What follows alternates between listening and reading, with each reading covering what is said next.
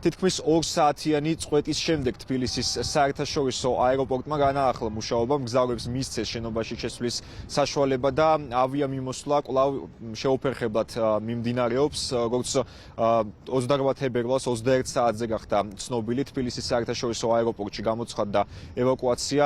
ევრონიუს ჯორჯია ესაუბრა სახელმწიფო უსაფრთხოების სამსახურს უწყების განმარტებით 2 საათის განმავლობაში მიმდინარეობდა უსაფრთხოების პროტოკოლით გათვალისწინებული სპეციალური ღონისძიებები, რომელ პროცესშიც იყვნენ ჩართულნი ასევე კინოლოგებიც, თუმცა უწყება არ აკონკრეტებს კონკრეტულ მიზეზებს თუ რა გახდა აეროპორტის ფუნქციონირების შეფერხების მიზეზი. თბილისის საერთაშორისო აეროპორტში, როგორც სახელმწიფო უსაფრთხოების სამსახური განმარტავს, ამ 2 საათის განმავლობაში არ შეფერხებულა ავიამიმოსვლა და ყველა რეისი გეგმის შესაბამისად შესრულდა.